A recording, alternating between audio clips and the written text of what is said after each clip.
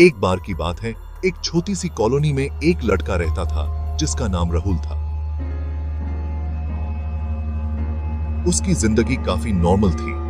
College, दोस्तों के साथ चिल करना और घर आना जाना। राहुल को अपने घर के आसपास कुछ अजीब लग रहा था। रात को जब भी वो अपने कमरे में जाता, उसे लगता कि कोई उसे देख रहा है। शुरू में तो उसने इसको अपने ज़हन का खेल समझा, लेकिन जैसे जैसे दिन गुजरते गए, ये फीलिंग और भी इंटेंस होती गई।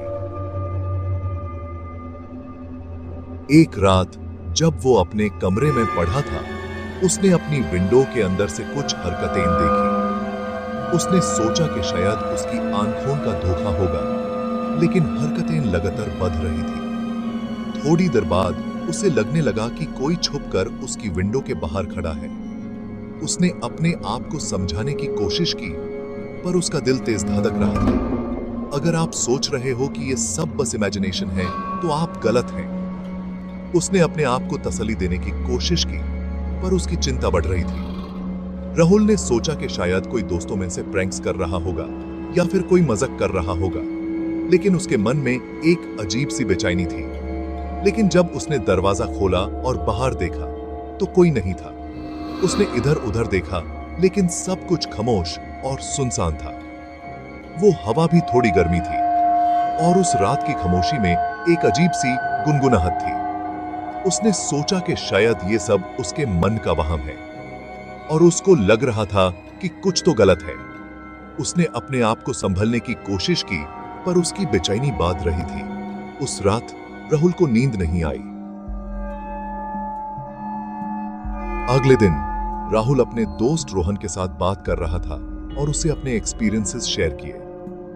रोहन ने कहा, यार, तुम्हें कुछ ज्यादा ही फिक्र हो रही है। मेरे घर के आसपास कुछ लोग पुरानी जगह से आए हैं और वो लोग थोड़े अजीब होते हैं। राहुल को लगा शायद रोहन भी उसको डर वाले चीजें बताकर डराने की कोशिश कर रहा होगा, लेकिन एक रात जो कुछ हुआ, उसने पूरी तस्वीर बदल दी।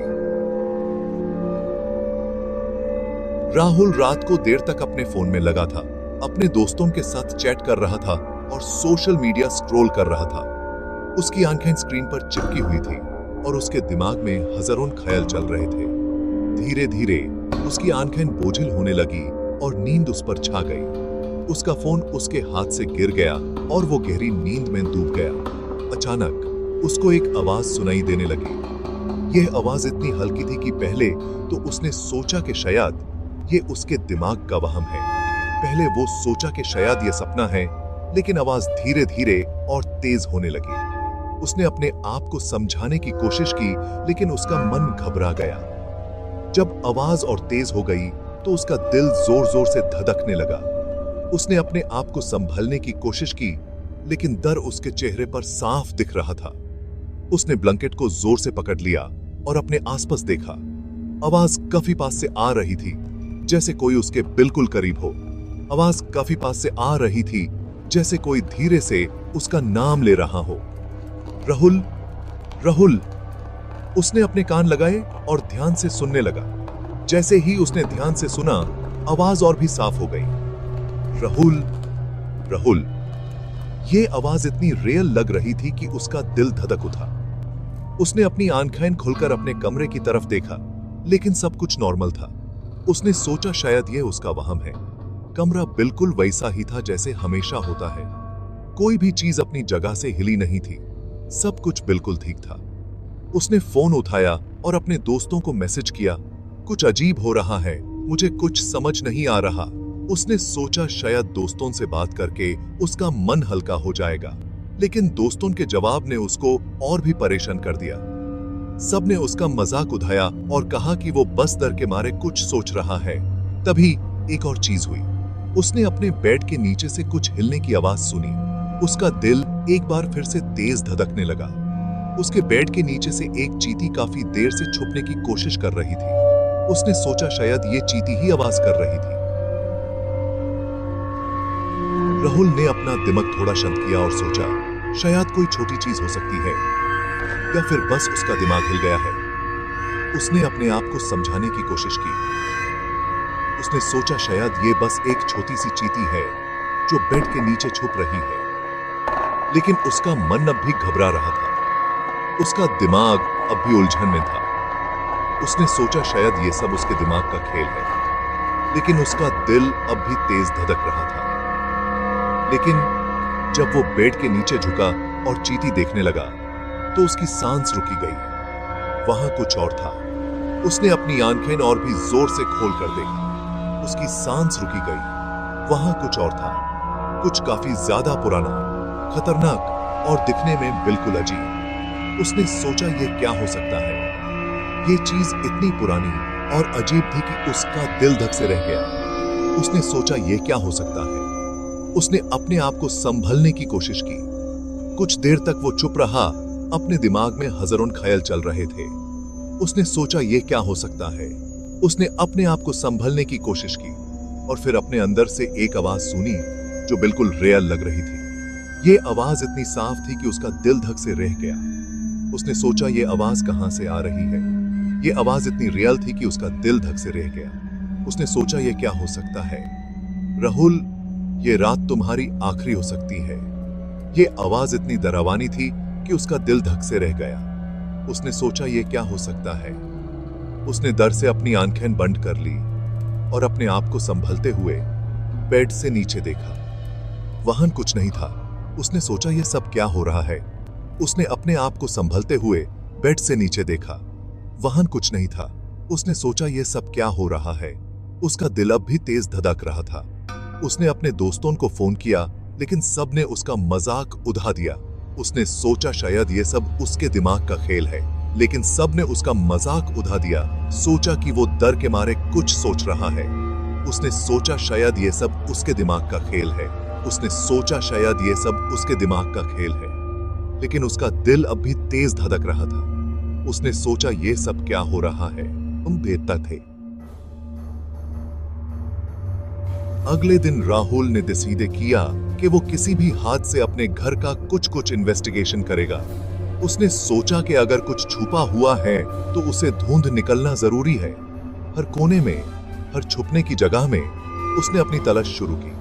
और जैसे ही उसने अपने कमरे के नीचे देखा, एक पुराना फोटो फ्रेम मिला, पूरा भरा हुआ खौफ से। उस फोटो फ्रेम को देखते ही उसके चेहरे पे एक अजीब सी चिंता छा गई। उसने सोचा ये फोटो फ्रेम यहां कैसे आया। राहुल को समझ आ गया कि जो कुछ हो रहा था वो कुछ ज्यादा ही सीरियस था।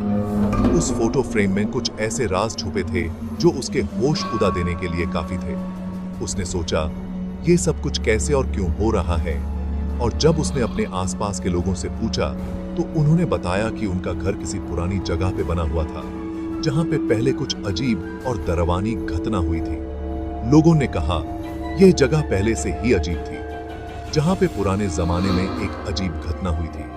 उस घटना के बारे में सुनते ही राहुल के मन में और भी ज्यादा सवाल उठने लगे। उसने सोचा क्या ये सब उसी घटना से जुड़ा है, और इस तरह उसकी तलाश और भी गहरी हो गई।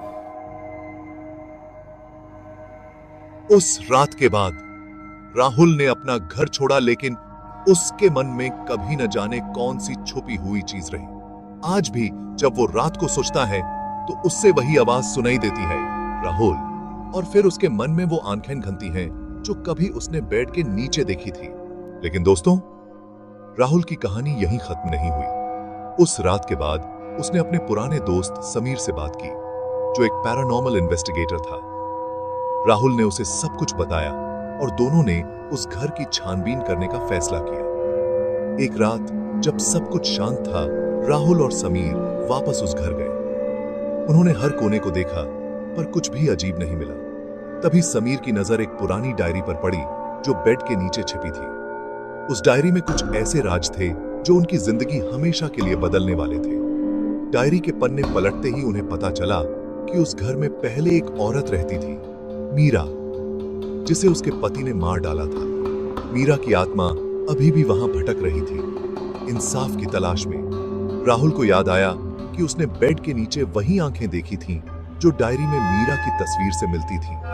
राहुल और समीर ने सोचा कि मीरा की आत्मा को शांति देने का एक ही तरीका है, उसके पति को इंसाफ के कटघरे में लाना। उन्होंने पुरानी पुलिस फाइल्स और सबूत इकट्ठा करके नई जांच शुरू करने का फैसला किया।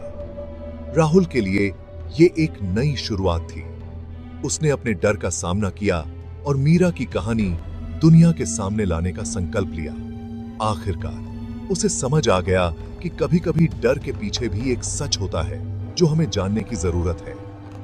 क्या राहुल और समीर मीरा को इंसाफ दिलाने में सफल हो पाएंगे? ये तो वक्त ही बताएगा, लेकिन एक बात तो तय है, राहुल की जिंदगी कभी पहले जैसी नहीं रहेगी।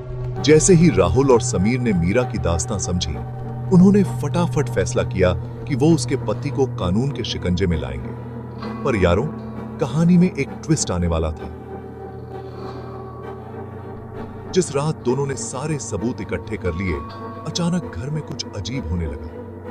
राहुल और समीर को लगा जैसे कोई उनकी हरकतों पर नजर रखे हुए है। तभी ठंडी हवा का एक झोंका आया और बिजली गुल हो गई। अंधेरे में उन्हें एक साया दिखा। वो साया धीरे धीरे उनके पास आने लगा। समीर ने टॉर्च निकाली और उस साये पर रोशनी डाली। राहुल की तो आंखें फट गईं। वही चेहरा, वही आंखें जो उसने पहले देखी थी। राहुल ने हिम्मत करके कहा, मीरा, अगर तुम हो तो हम तुम्हारी मदद करना चाहते हैं। बताओ ना, आखिर हुआ क्या था? साये ने कोई जवाब नहीं दिया, लेकिन उसके आसपास की हवा और ठंडी हो गई। समीर बोला, राहुल, हमें शांत रहना पड़ेगा। ये आत्मा बस इंसाफ चाहती है। राहुल ने अपने दिल की धड़कनों को कंट्रोल करते हुए कहा, मीरा, हम तुम्हारे पति को सजा दिलवाएंगे। बस हमें तुम्हारी मदद चाहिए। फिर वो साया धीरे धीरे मिटने लगा और एक हल्की सी आवाज आई, इमाजिनी। धन्यवाद। राहुल और समीर ने राहत की सांस ली। उन्होंने महसूस किया कि मीरा की आत्मा को अब शांति मिल गई है और अब उनकी जिम्मेदारी है कि वो उस बेरहम पति को सजा दिलवाए। राहुल के लिए ये एक टर्निंग पॉइंट था। उसने अपने डर का सामना किया और अब वो एक नए रास्ते पर चलने को तैयार था। क्या वो मीरा को इंसाफ दिला पाएगा? ये तो वक्त ही बताएगा। लेकिन एक बात तो पक्की है, राहुल की जिंदगी में अब कोई डर नहीं रहेगा। दोस्तों, इस कहानी से हमें यह सीख मिलती है कि कभी-कभी हमें अपने डर से लड़ना पड़ता है ताकि हम सच को जान सकें और दूसरों की मदद कर सकें। राहुल की कहानी यहीं खत्म होती है, लेकिन उसकी हिम्मत और साहस हमेशा हमारे दिलों में जिंदा रहेंगे। भूत से उस खौफनाक मुलाकात के बाद राहुल और समीर जान गए थे कि उनका मिशन अभी बहुत दूर है। मीरा के भूतिया रूप से सामना होने से दोनों हिल गए थे, लेकिन उनका इरादा पक्का था। उन्होंने इंसाफ का वादा किया था और अब उसे पूरा करने का वक्त था। अगले दिन राहुल और समीर ने बड़ी मेहनत से जो सबूत इकट्ठे किए थे, वो सब लेकर थाने पहुंचे। उनके दिल डर और संकल्प के मिले जुले भाव से धड़क रहे थे। पुलिस ने उनकी कहानी ध्यान से सुनी और जबरदस्त सबूतों के साथ मीरा के पति के खिलाफ केस बन गया। हफ्ते महीनों में बदल गए, मुकदमा चलता रहा। आखिरकार मीरा के पति को उसके घिनौने जुर्मों की सजा मिली। जज के फैसला सुनाते ही कोर्ट रूम में राहत और खत्म होने का एहसास छा गया। राहुल कोर्ट हाउस के बाहर खड़ा था। पिछले महीनों का बोझ उसके कंधों से उतर रहा था। उसे शांति महसूस हो रही थी, यह जानकर कि अब मीरा की आत्मा सुकून से रह सकती है। समीर ने राहुल के कंधे पर हाथ रखा। उनके इस साझा सफर की एक चुप सी स्वीकृति। जैसे ही वे कोर्ट हाउस से दूर चले, आसमान ज्यादा चमकीला लगने लगा। हवा हल्की महसूस हुई। राहुल ने अपने डर का सामना किया था, अनजान से भिड़ा था और मजबूत बनकर उभरा था। उसकी जिंदगी पहले जैसी कभी नहीं होगी, लेकिन उसे एक नया मकसद मिल गया था, एक नया संकल्प। आखिर में राहुल की कहानी सिर्फ एक भूत से मिलने की नहीं थी, वो थी हिम्मत की, दोस्ती की और इंसाफ की लगातार कोशिश की। यह याद दिलाती है कि कभी-कभी सबसे बहादुरी का काम होता है अपने डर से सीधे टकराना और जो सही है उसके लिए लड़ना। दोस्तों, जैसे ही हम इस अध्याय को बंद करते हैं, याद रखें कि हिम्मत डर का न होना नहीं है, बल्कि उस पर जीत है। राहुल का सफर हमें सिखाता है कि संकल्प और सच्चे दोस्तों के सहारे से हम सबसे काले सायों को भी पार कर सकते हैं। इस अविश्वसनीय सफर में हमारे साथ जुड़ने के लिए शुक्रिया। अगली बार तक बहादुर बने, दयालु बने और सच्चाई की तलाश कभी न छोड़ें।